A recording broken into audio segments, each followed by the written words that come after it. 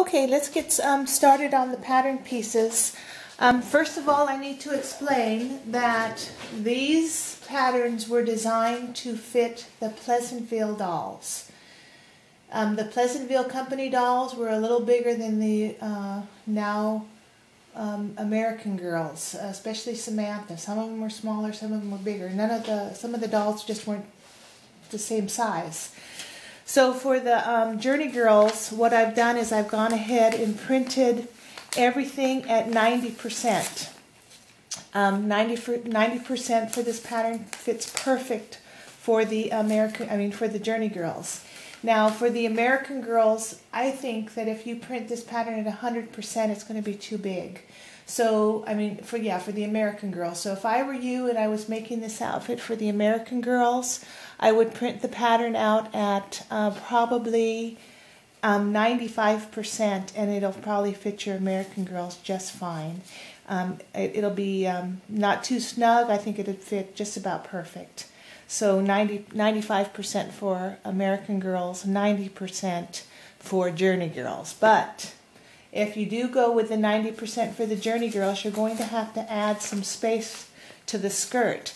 My first attempt at this pattern, I only added 1/2 of an inch for the hem, and as you can see, it wasn't long enough.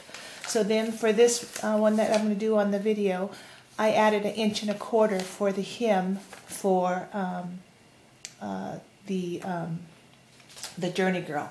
Okay, let's start with what you're going to need for the underskirt. For this underskirt, I'm going to do it in this green fabric. So you're going to have a front and a back. Now here is the underskirt back. I printed it at 90%, and it says cut on fold. I did not cut it on fold. I made an actual slice here on the back. And the reason why I did that is because I wanted my, instead of having a side closure, I decided I wanted a back closure. And the nice thing about this, if you do make a back closure, you can always just add a simple little blouse with this, and it's a dual purpose skirt. You don't have to make it for just one outfit. So that's what I did. I didn't cut that on fold, and then I added 1/4 of an inch so I would have that extra seam allowance and I wouldn't lose any of the size of the actual skirt. Okay, so for the green, for the back, the underskirt back, I cut 2 pieces, not on the fold, at 90%. Then for the other half of it, here's part 2. No, that's not it. Oh, I'm sorry, it's right here. Yeah, this is the underskirt. I've got things all stuck to it. I don't know what I'm doing. Okay, let me get rid of these so you can see what I did. Okay, so instead of cutting the 2 pieces here for the waistband, I made my own waistband. So what I did is I cut a piece of fabric 12 inches by 1.5 inches. If you have an AG, cut your piece of fabric 13 by 1.5 inches. And basically it's just your waistband. That's all it is. It's just a simple piece of fabric, and this is what we're going to make our waistband with. So here's the skirt front, skirt back, and that's the underskirt. Oh, I think I covered that all. Okay, so that was the size of the waistband. So that's your underskirt. That is this whole thing right here. You're going to need a little piece of Velcro. Okay, so now for the outer skirt. Well, let's start with this since this is only one piece. The pattern calls for you to cut 4 of these stomachers.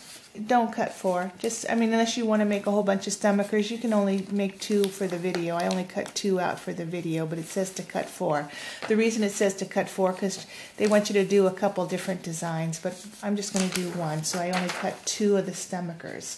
I didn't make any of these marks because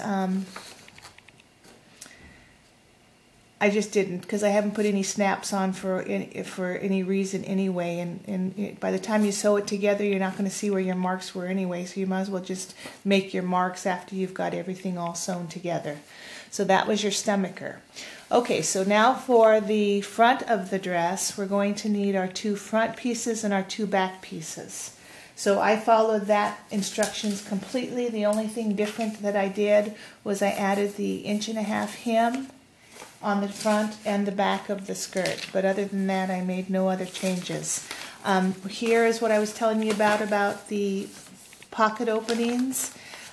You don't do anything when you're cutting the pattern out anyway. It just gives you the placement for your pocket openings. I didn't make any pockets at all, so I just ignored that altogether. Okay, so now for the sleeves. Here is your sleeve. It's kind of a strange looking sleeve here. So what I did is I cut 2 sleeves, so you can either use the freezer paper method, or you can just cut 2 with regular pins and needles and cut them out. What I've decided that on this one, instead of using because this is just a decorative cuff of fabric, this is what they call, let me show you, the decorative cuff. It says cut 2 on fold. I decided I didn't like the way they sewed these up. So what I did is I added, for the cuff, I added a 1/2 inch for a seam allowance. So I don't have to, I'll show you when we get there. But see, you have a fold line here and a fold line here. You actually fold that and then do some gathering stitches here, so you can put your decorative cuff on your sleeve. I decided to go ahead and go with the green decorative cuff on the pink sleeve instead of the same color fabric. I thought it would look nicer. So instead of having to deal with having to have raw edges, what I did is I added a 1/2 inch for a seam allowance, so I can have a 1/4 on this side, a 1/4 on this side. So instead of having to turn this down and have a raw finish in the middle with my gathering stitches, and it frayed really bad on this fabric. So what I'm going to do is I'm going to be able to just put this together, put a sew on it, a seam on it, turn it inside out, and use that for my decorative cuff, and I don't have to worry about any fraying whatsoever. So I cut 2 of those in a contrasting fabric. But you know, it was just my personal preference. Like I say, you can just go ahead and do it this way if you want to, but I'm going to show you how I did it with adding that extra 1/2 inch on top. That's why I put a line through that mark. So these are your decorative cuffs. So you've got your sleeves, your decorative cuff, and this was the pattern I used for the decorative cuff. Okay, so next we have our bodice.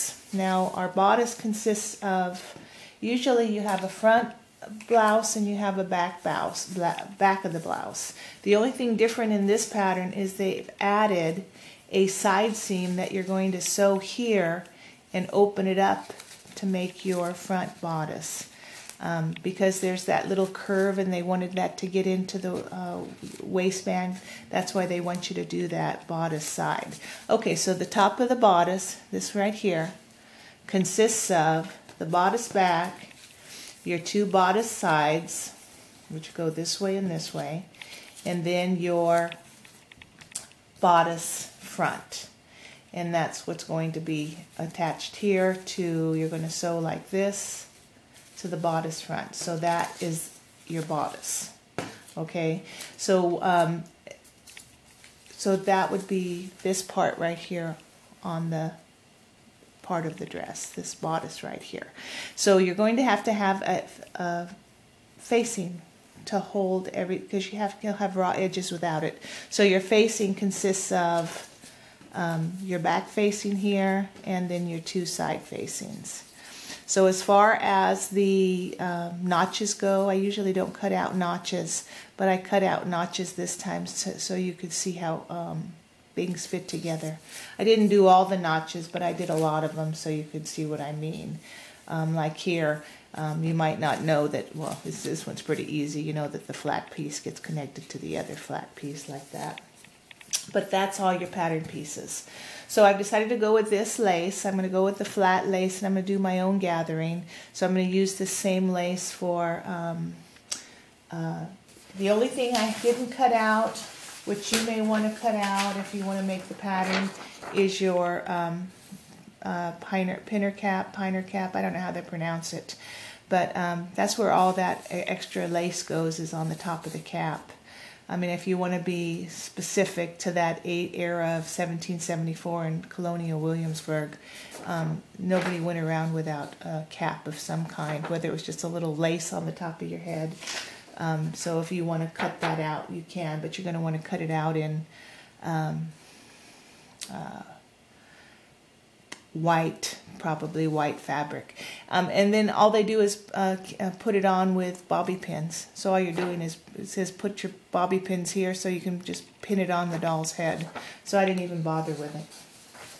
But anyway, there's your patterns. Pretty simple stuff.